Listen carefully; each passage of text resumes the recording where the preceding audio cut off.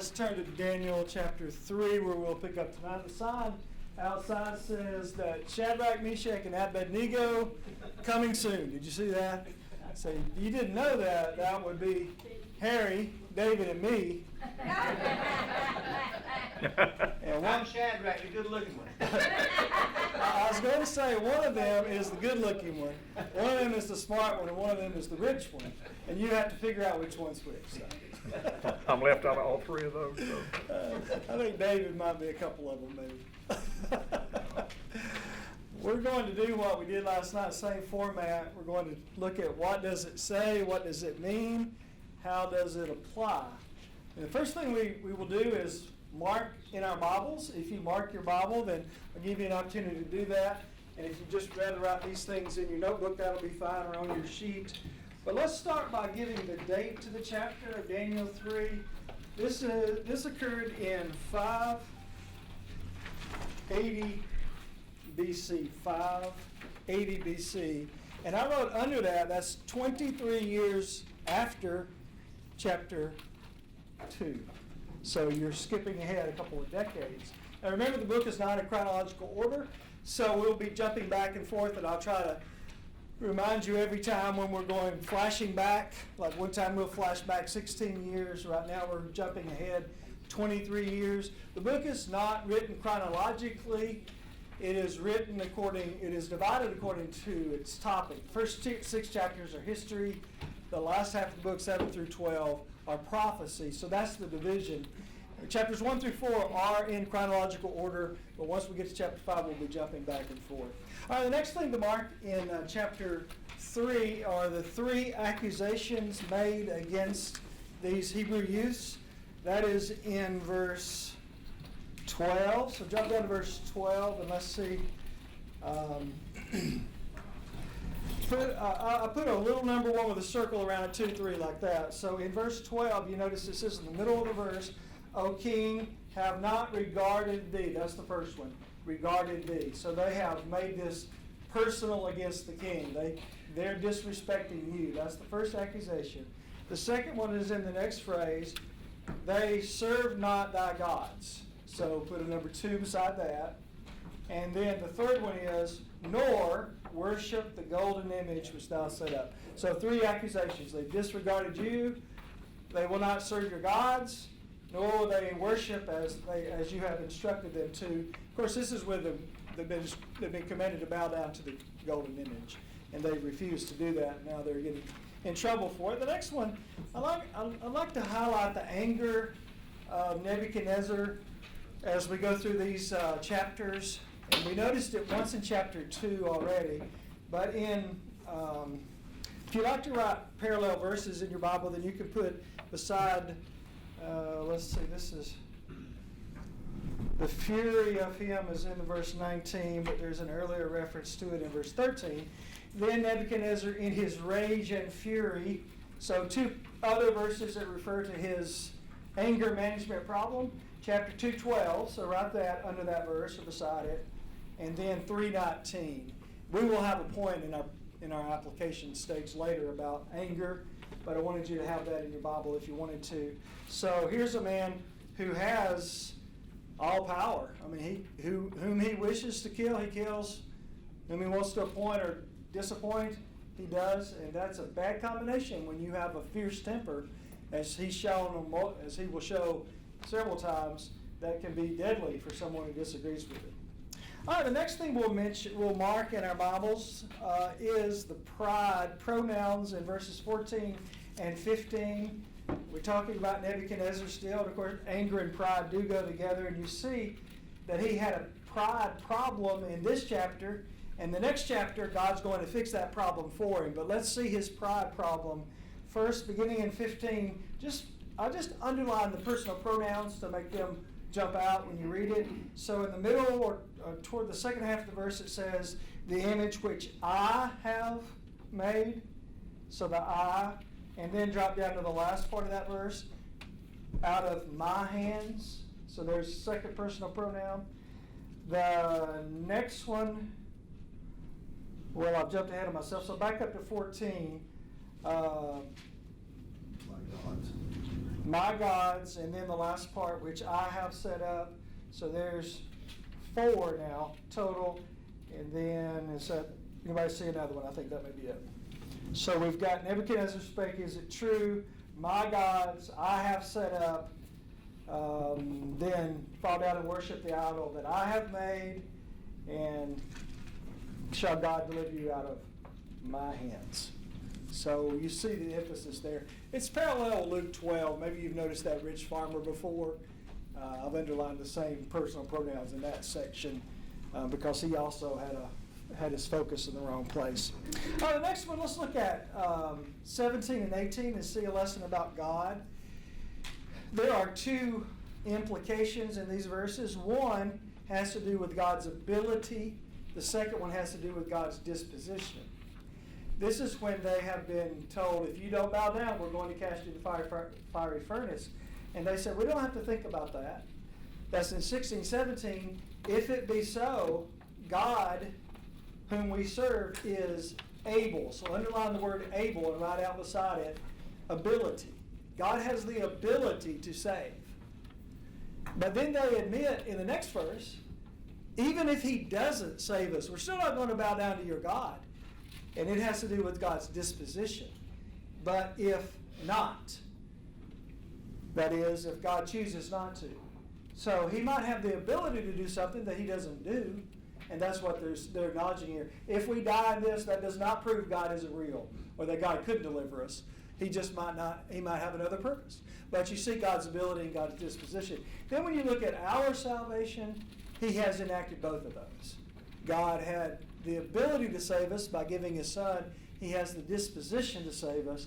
1 Timothy 2:4, 2 Peter 3:9 both said that he wants all to come to a knowledge of the truth in the first verse and none to perish in the second verse. So God's disposition is toward us. His ability is in our favor. All right, the next thing that we'll mark in this chapter is down in verse 27. Let's look at the detail of the miracle that was done. They were saved from the fiery furnace. So again, little number 1, circle 2, 3 like that in verse 27. Number 1 was their bodies. The fire had no power. That's the first part of the miracle. It's a 4-fold miracle. Their bodies, the fire had no power. Number 2, no hair of their head was singed. Number 3, their coats were not burned. Their clothes didn't even burn. That's the next part. And the last part of the verse, the smell of fire had not passed on them. So 4 parts to the miracle. The fire had absolutely no power on them. Didn't even make them smell like smoke when they came out of it. And probably the people that were near that fire smelled like smoke, but they didn't, and they were in the fire. Okay, I have a quotation from Clarence McCartney. I have written this across the top of this page in my Bible. I don't know if you want to do this or not, but I'll give it to you, and you might want to remember this. I also wrote this above 1 Corinthians 15 because it's a good quote about miracles. You might just want to write it in your notes or just remember it. But here's Clarence McCartney said, our acceptance of miracles depends on whether we spell God with a capital G or not. I'll say that again. Our acceptance of miracles depends on whether we spell God with a capital G or not. You know, we'll talk about the resurrection tomorrow unless I change my mind. And you don't really have, I'm talking about in the worship hour, not in the afternoon. You know, somebody that doubts the resurrection, he doesn't understand God. If God can make the world, if God can bring everybody back from the dead, couldn't he bring his innocent son back from the dead? That's not hard to believe. And we'll talk about that some, if the Lord wills, tomorrow. All right, the next thing just one more thing that we'll mark is I really like down in verse 28, there is a phrase that the king uses, Nebuchadnezzar uses about these young men. They have yielded their bodies. Do you see that in the latter part of verse 28? Yielded their bodies. So I wrote beside that, drew a line down under the verse and wrote Romans 12:2. Because what does the New Testament say we're supposed to do? We put our bodies on the altar. And here's a good illustration of that in the Old Testament. And you could also put Romans 6:13 there, let not sin have dominion over you. And that would be a good supplement verse to that. All right, that's all we'll mark as far as the keys in this chapter. But let's look at what it says and what it means. There are 5 sections of this chapter, and I'll just go over them really quick. This is the what it says part. In the first part, you have Nebuchadnezzar's image. So let's see that in the first verse. Nebuchadnezzar, the king, made an image of gold. If you would like to put image of gold in a box, that will be the theme of the chapter. It'll be the one idea. When you're flipping through, you'll say, okay, this is a chapter about the image of gold. And that's, I believe the handout has Nebuchadnezzar's image. Is that it, or is it fiery furnace? Fiery furnace. All right, fiery furnace, which resulted from not bowing to Nebuchadnezzar's image. I'll go ahead while we're in verse 1. 70 cubits is 90 feet tall, 90 feet, and 9 feet wide, that's correct. Which is an unusual shape. And some have talked about it wouldn't stand, wouldn't be stable. So you do much reading on this chapter, and a lot of commentators suspect that it had a tall platform, and on top of the platform would get it up where there's a huge crowd gathered there, of course. And it's on the plain of Dura. There's 3 different ideas about where that was, but most likely it's just out from the big city of Babylon. And so there's a huge plain there. So they built it up on a platform, and then on top of that would be the image that could be seen from a mile or more away, shining in the sun. It could be that it was just 90 feet tall, and that's the shape of the image, but possibly there was a platform. And also it says it's a golden image. I doubt it was, that's my opinion, but I doubt it was solid gold. Even when you have the table of showbread in the Jews' temple, they made it of acacia wood and then covered it in gold. And I suspect that's what you have here, where you have, there'd still be a lot of gold for an image this tall, but probably made of some other substance and then covered in gold. I'd like to follow, but I don't know where in the paperwork of Daniel 3. We're not to the paperwork yet. Where are you? I'm just straight in the bottom. Oh, okay. Just going, we'll get to that momentarily. Well, probably about 10 minutes. Was that all in Daniel 3? All this is in Daniel 3, Okay. yes. I'm sorry I didn't make that clear. We'll do that every chapter, though. That's the pattern we'll follow. Just go straight to the Bible, and then the second half of class we go to the paper. That's the how do you apply it section. All right. The next thing I'll emphasize with you is the second section, where you have the command that goes out, verse 4. So he's made the image, gathered all the people, and now he has a proclaimer, a herald that lets them know the procedure of the day.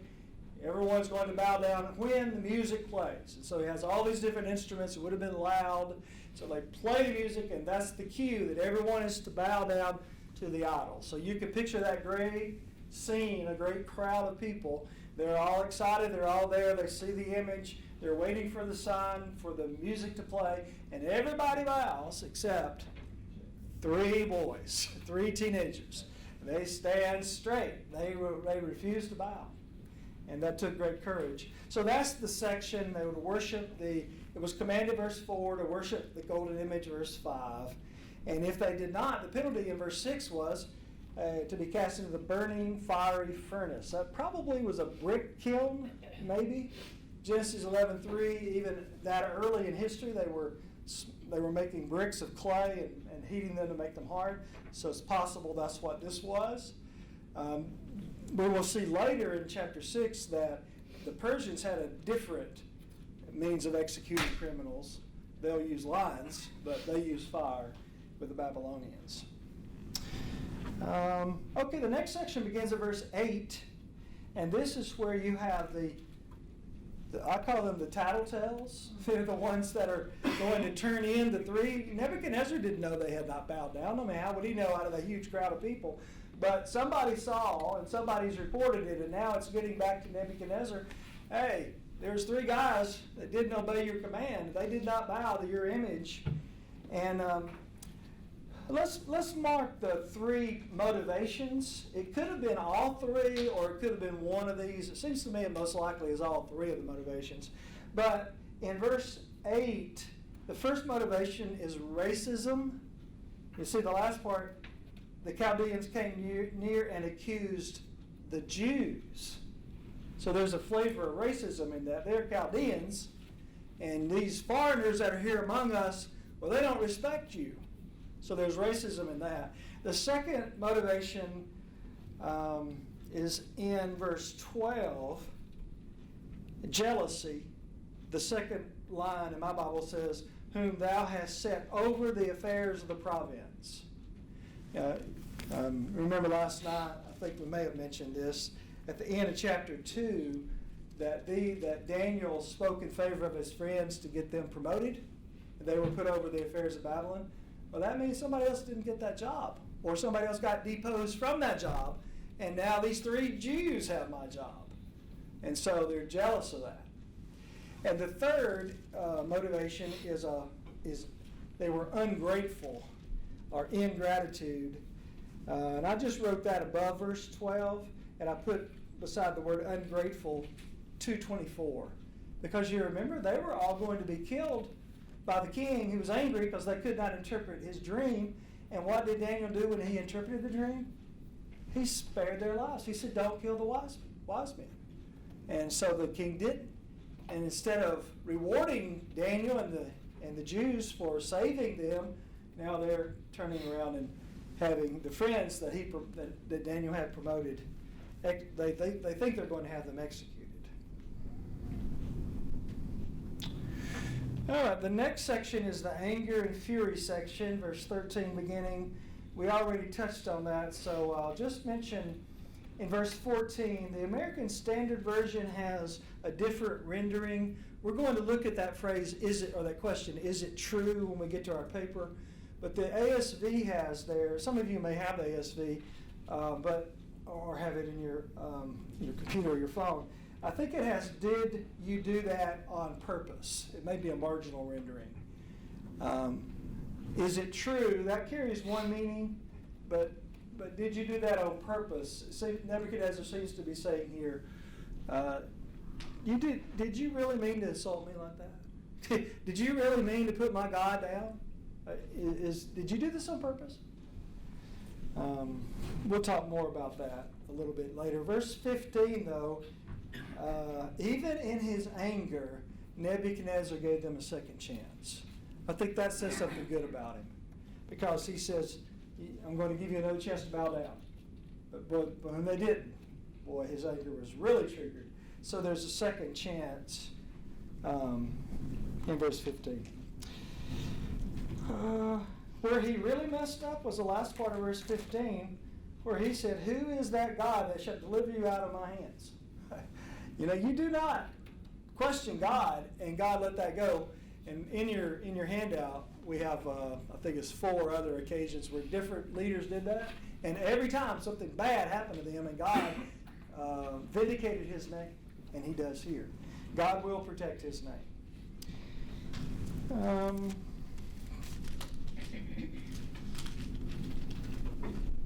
All right, the next section is when they're thrown into the fiery furnace.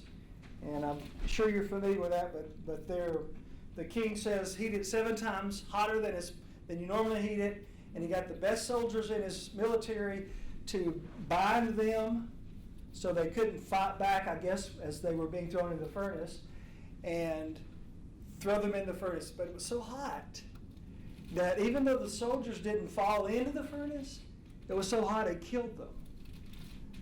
And he lost the best soldiers in his army, That's pretty sad. Well, that also shows how great the miracle is. It wasn't because this was not a dangerous fire, if there is such a thing. It was a dangerous fire. You didn't even have to be put in it to be burned to death. But God protected them. So you see that in verses 20, 28, is 22 is the verse that says he lost his soldiers. Have All right, you then any idea as to why he said that he hit it up 7 times? No, I've just always assumed that was because he was so mad.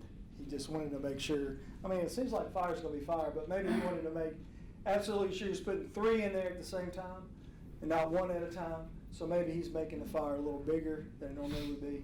I don't know. That's just a guess. I don't know.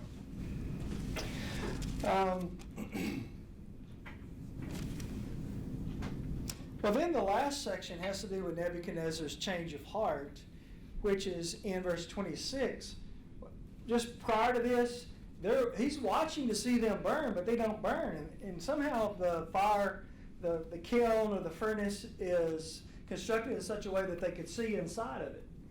And so he looks in, and he's going to take some satisfaction, I guess, in seeing these men melt or burn or die in the fire. But he looks in there, and it doesn't happen as he expects it to. And then he starts looking and says, wait a minute, there's 4 guys in there. Not just 3. Didn't we put? And he asked the other people, didn't we put 3 in there? Well, yeah, we did. Well, what's the 4th guy? And he looks different. He's like the Son of God.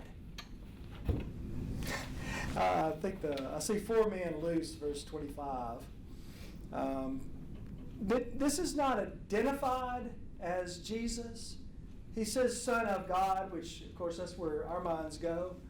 But Homer Haley says in his commentary it probably was the pre-incarnate Son of God, or the Word here. Could have been an angel. I mean, later the king's going to talk about the angel, and I know an angel delivers Daniel in the lion's den, shuts the mouths of the lions. It could be an angel.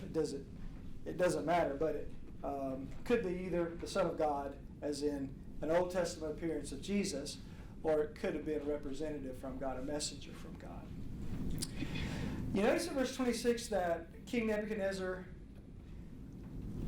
refers to God in the middle of the verse, ye servants of the Most High God. So he has gained a new respect for the Hebrews' God. But it's not enough, because he doesn't say the only God. He's not changing to monotheism. But your God's a really good God. He's the best one. He's the Most High God. But he doesn't give up his own God. And you notice that in verse 28 too. He sees him as a tribal deity. Blessed be the God of Shadrach, Meshach, and Abednego. So their God, their tribe's God.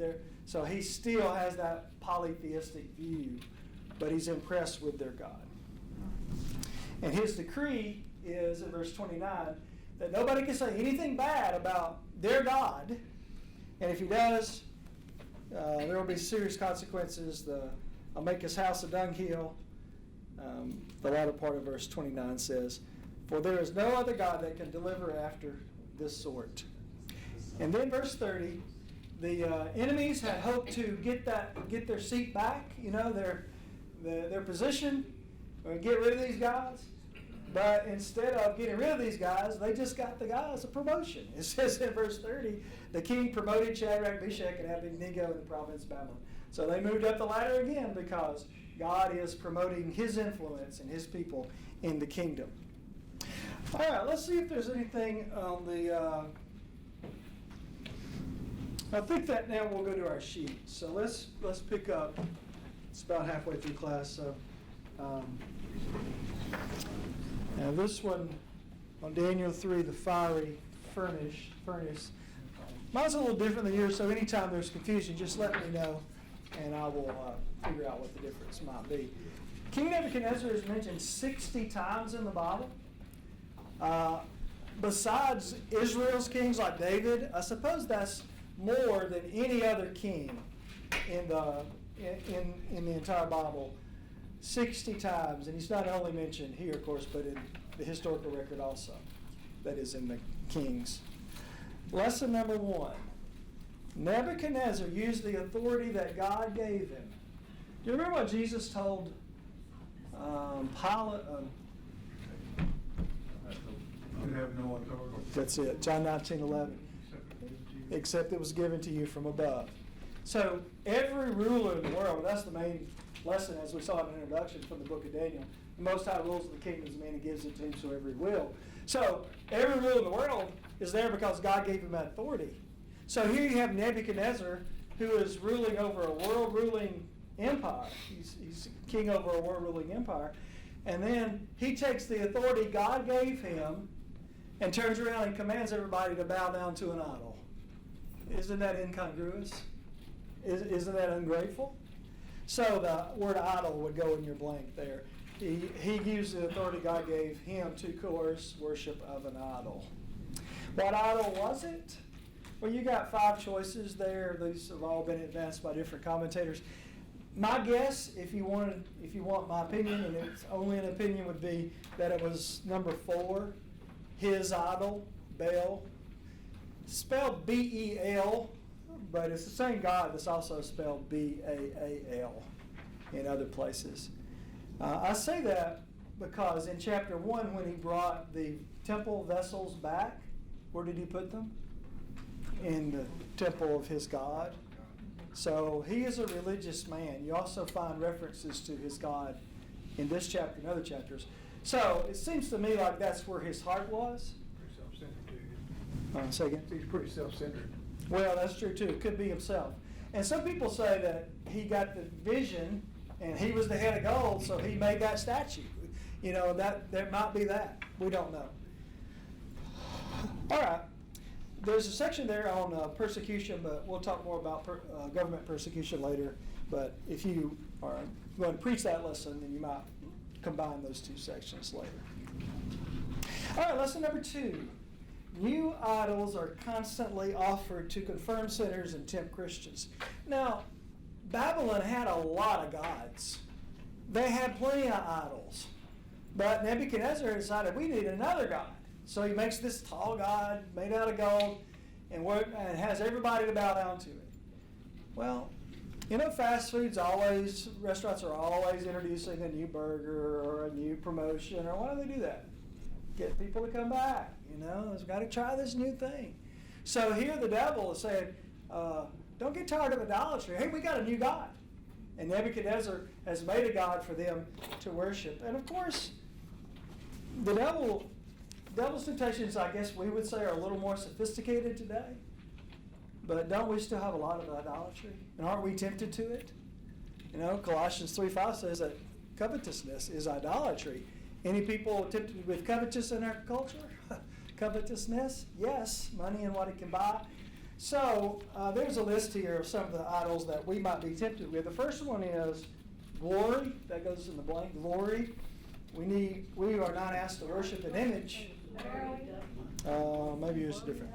Glory or worry? Glory. Glory, G-L-O-R-Y. Genesis 11, 1 John 2:16. Do you see that? Yeah. Okay. Thank you. Wealth, fashion, lust. There's no blank there, but the verses are with it. Success, and the last one is popularity. Popularity. Exodus 23:32. Thou shalt not follow a multitude to sin or do evil. So that's the idea there. Lesson number 3. This is from chapter 3, verse 7. It takes courage to stand up for God when others are bowing to God. Or to stand up for God when others are bowing to the devil, I'm sorry. You see they had passive resistance here. I mean, they didn't jump up on the idol if it had a platform or stand beside it and say, you can't worship this idol. And they didn't make a scene like that. They just stood their ground. They just did not bow. So they were passively resistant. And you see, think about these 4 points under this of what they did by that act of courage. They stood against the world's most powerful man who literally could take their life and snuff it out. And that's what he tries to do. They also incurred the disfavor of that large crowd. Everybody else did it. Well, are you too good to bow to the idol? We did it. See? And what about the third one? They were forfeiting the honors and benefits of high office. I mean, these men had already been promoted. They'd been selected in chapter 1 to be in the king's wise men. Chapter 2, they're promoted because Daniel interpreted the dream, and they've got it pretty good, considering they're slaves, they're foreigners, they're captives. They've got it much, much, much better than the people that Ezekiel is preaching to down by the river Kibar. They could have been down there. That's their brothers. So when they stand up against the king, they're forfeiting their position. And then number 4, they faced a death of being burned alive. I mean, that one by itself would be enough for just about everybody to say, I'm not going to risk that. Well, how could they have such courage even as young men? You know, we said last night that they're probably 17. So most of the commentators say they were brought over about the time they were 15. So long trip, little time. The years have passed, so they're maybe pushing 20 now. They had 3 years of training. So maybe they're a little older now. But still you have relatively young men. So recognition of God's presence. They didn't see God. They could see the idol God, but they couldn't see the real God. But they knew He was there. And they were not going to disappoint Him. They had been trained in God's law not to bow down and worship an idol, Exodus 22 and 3. And they weren't going to violate the law that they knew was right. They trusted in God's love. He'll take care of us. He'll deliver us. You hear that in their answer. And then they had a sense of God's expectations. And God is counting on us to stand up for Him. He trusts us. We're going to do what He wants. So those are strong motivations, even against such strong motivations to go the other way. All right, lesson number 4, never render to Caesar the things that are God's. There's no blank there, but you recognize that from the New Testament. Lesson, twist on what Jesus said. Render to Caesar things that are Caesar's, but don't give to Caesar the things that are God's. And Jesus said that in the second half of His statement, Matthew 22:21. Lesson number 5, God's faithful will always have enemies. It is unavoidable. You know, you're probably like me. You don't go out hoping that somebody's going to be mad at you before the day's over. You know, you don't hope that somebody's going to say something bad about you, lie about you, hate you. Most of us like to be liked. But 2 Timothy 3:12 says, yea, all that live godly in Christ Jesus shall suffer persecution. It didn't say the preachers or the elders or the older Christians. It said all. Now, it will vary from generation to generation, from place to place, and from day to day. But we know that over the period of a lifetime, a faithful Christian is going to suffer persecution. That implies enemies. And when we stand for what's right, that's going to offend the people that like what's wrong.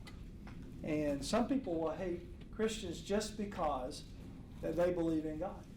And just because their good example or their system of morality, their ethics, by their example, condemns the behavior of the other person. Well, they don't do this and they think they're better than me because I do it. Well, they might have never said that, probably haven't. But that's the impression that the world gets from Christians, or that the world takes, even if the Christian does not imply that. That's the attitude that's often taken. All right, that's all we'll say on that page. You can go to lesson number 6 now, or at least on mine it's the next page. Lesson number 6, there are plenty of excuses available to sin. Do not use them. Now, if you want to sin, or if I want to sin, we can find a flimsy excuse to say, this is why I did it, or this is why I'm going to do it. And they had some pretty good reasons. If you wanted to say, if Daniel, who evidently is not on scene, maybe he's been sent on a trip by the king, we don't know. Or maybe he was not in the list of those. There's like 6 different categories of people that are told, that are commanded to come, the sheriffs and the rulers and the generals and all that. Maybe he wasn't one of those. I think it's more likely that he had been sent on government business somewhere, but we don't know. He's not mentioned in this chapter. But let's just say, for sake of discussion, that these 3 Hebrew youths had bowed down, and then Daniel gets back from his trip and he says, what did you do?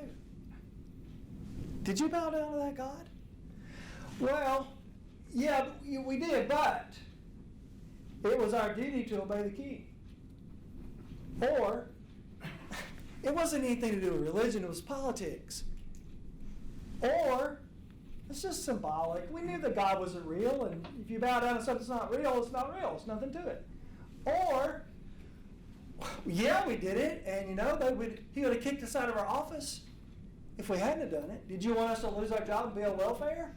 And besides, we could do a lot of good for our fellow Jews in our position of power. Or, that King Nebuchadnezzar's been good to us. And the least we could do is bow to his idol.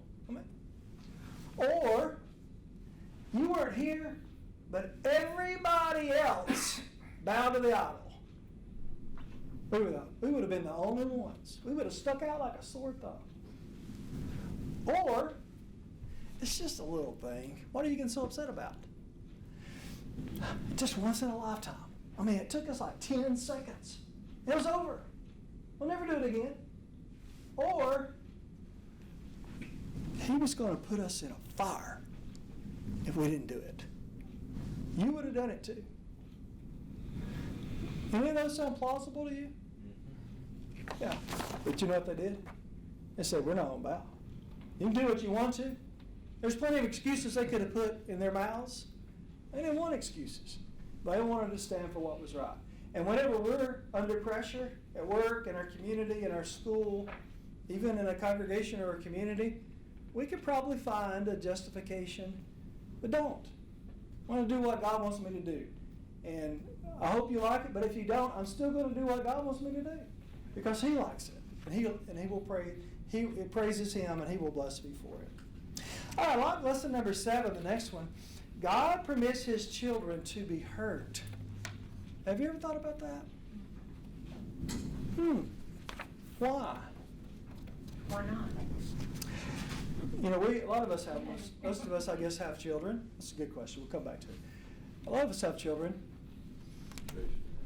Do we let them be hurt? Yeah.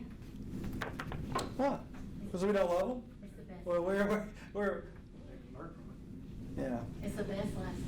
Well, what about a surgery? Does that hurt? Yeah. But we put them, some parents have had to make difficult decisions. They're going to have surgery when they're a child. They can't make up their own mind. It's going to hurt, but it's for your good. And you could come up with a lot of other illustrations of it. So why does God permit his children to be hurt? There are 4 reasons. And it's easy when we're sitting in here. We got the doors unlocked and, police could come in or anybody. We're not in fear tonight. We're just studying the Bible. And we have that right under our government to do so. But what if it was different? What if we all came in by a different door at a different time and met down in the basement? And we all left at a different time so the people wouldn't notice there was a gathering. What about COVID? Don't get me off on that. Well, it's easy to say, my point is, it's easy when things are easy. But when things are hard, we begin to question some things that we just assumed before, or we could. So let's say we were being persecuted. Why is God letting this happen to us? Why am I in prison? I just tried to do what was right. I just preached. And I can't do any good in this prison. It builds passion. Or, why did God let them come in and steal all my belongings, confiscate them because of the positions that I take, that I'm out of favor of the government?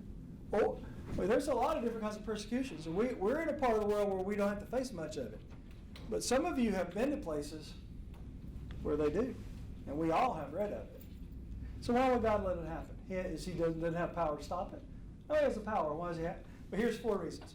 1, to show his religion, show the world his religion is real. Well, how's he going to show the world that there's something to Christianity? Well, you think about that. But one way is, if the people that practice it take it seriously, there must be something to it. And that's, if we're willing to be beat for it, and jailed for it, murdered, killed for it, there's got to be something to it. We were talking today about number 2, Dave and I had lunch together, to spread Christianity. You know what happens when Christians begin to be persecuted? There's some people in the community say, well, first, a whole lot of people hear about it. Did you hear about so-and-so got arrested? They went to church Sunday and they came in and just arrested a whole bunch of them. You think that's going to be quiet? No, the whole community's going to know about it. And then, what about this? Well, did you hear so-and-so? They beat him with a whip. What did he do? Nothing except believe in Jesus. So that gets spread around. And that draws attention to what? Jesus on the cross, the Christianity, Scripture. More people know about it. How many people don't know about the church that are within a stone's throw of this building or within in a walking distance? Well, there's probably some that don't. I mean, they go by the building, but what do they know about us? Well, you let people start getting arrested, and they'll know a lot more about us, or beaten, or killed. So, to spread Christianity.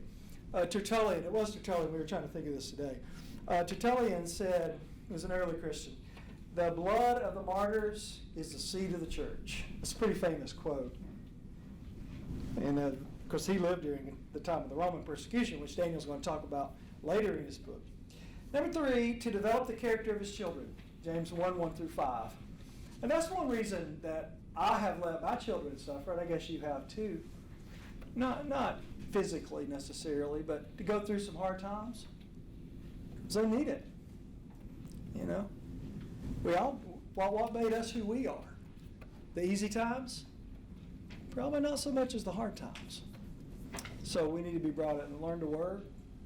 You know, sweat, tears, calluses on your hand, fixing a lawnmower when it breaks. I mean, going to get up, go early to a job, and work all day. Those things, none of that's persecution, but that all teaches a lesson, doesn't it?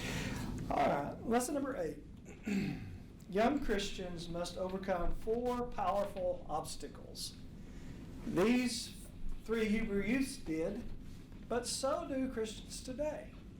This is not just young people, but since that's the theme of this chapter, this is the best way to approach it. And of course, if I was preaching this, any of us who are preachers were preaching this, we would obviously bring in the rest of the audience and say, none of us are immune to these temptations. So, but for our young people that are inexperienced, these are some things to be aware of, to be watchful for. So there's 4 of them. The allure of pleasure first. The allure of pleasure. Well, the devil tries seduction. If that doesn't work, he tries dominion. Seduction, dominion. That is, he tries to lure us. If that doesn't work, he tries to drive us. And a lot of people, he doesn't need to drive. He just says, I grew up in the country. We always had a cow or 2, not a ranch or anything, but my dad had worked as a butcher early in his career, so we would raise some of our own meat. But we had one that would get out all the time. It just where the fence went over a ditch and you can get under the. But they can get out that, but they can't get back in it. You can try to drive them and they'll run down one way or the other. And you can spend half a day trying to drive a cow or a calf back into a pasture. What I learned was, if you go get a bucket of sweet feed, put a little in the bottom of a bucket, open up the gap, and get close enough to the cow or calf, you'll let him have a taste. You can walk him all the way back into the pasture, into the barn, into the stall if you want to. He's got his head down in the sweet feed. Well, that's what the devil's trying to do. James 1:13-15. We're enticed, drawn away of our own lust and enticed. He gets our head down in the bucket of sweet temptation, and there we go. Now, if we're too smart for that, he may try what happened here with the Hebrew youths. Well, there's a threat. You're gonna pay for it. So either way, he wants you to go where you don't want to go. So there's the allure of pleasure. You could also add to that 2 Timothy 2:22, which is not one of the verses listed, which talks about fleeing youthful lusts. And the reason I mention that is it has the word youthful in it. You could put 1 Timothy 4:12 there, also be an example of the believers, speaking to the young man Timothy. Number 2 is the intimidation of authority, and we just touched on that. 3, the threat of persecution. 4, the appeals of friendship. And all 4 of these were on display in this chapter. And there's a discussion of them in the next, under the next heading, the allure is seen in the festive atmosphere. We have two editors that we use all the time with House to House, and I usually run through my handouts, run these through them also. And one of them is Dale Andrews. He's a gospel preacher, and a lot of help, because he not only fixes the grammar, but he also adds scriptures and all kinds of things. Anyway, I included something that he sent back on this, and it's in that paragraph. He talked about going on a mission trip in the 1980s down to St. Vincent and having a Bible study, and he was trying to convert this young lady, and he knew she understood, but she wasn't making a commitment. And finally she came out and she said, "I want to party some more." He doesn't know if she ever became a Christian. But that's exactly what this is talking about, isn't it? Pleasure. I don't want to give up my sinful pleasures. And then the others, the authority, the persecution, the appeal of kindness, those are all on display there. All right, let's move down. Our time's getting away from us. Let's look at number 10. One often regrets what is done in anger and rage. We marked those verses when we were doing our Bible marking. But here's a point about how to apply this. I will say at the beginning of this, anger is not necessarily sinful. Mark 3:5 says that Jesus looked round about on them with anger. And Jesus never sinned. So anger in and of itself is not sinful. It's a natural human emotion. And all of us are angry at times. But someone said, have you ever noticed that anger is one letter short of danger? And when we're angry, we're more likely to give in to a temptation to sin. Sin by words, sin by deeds. Striking someone in anger, doing something vengeful, saying something we later regret, or that is hurtful that we should not have said. So here you have 3 points if you wanted to teach this in a class. Anger is undignified. It's not fitting for a king like Nebuchadnezzar to go off in a fit of rage. He's giving away his authority. He's forfeiting his respect by doing that. There's some proverbs there that are especially appropriate. Ruling his own spirit before he rules others, Proverbs 25:28. It's unreasonable. Rage is blind. It's unhelpful. How many times have you ever gotten mad and done something and said, boy, I'm glad I did that. That was really helpful. Probably not. Why did I do that? I wish I had not said that. My anger leads to unhelpful actions. Lesson number 11, do not expect to travel to heaven by the back roads. What does that mean?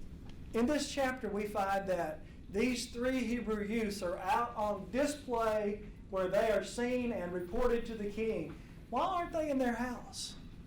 Why didn't they say, well, today's a bad day to get out. I guess we better stay inside and hope nobody notices we're not there. But what good were they going to do God's kingdom inside hiding? They went out where they would be seen.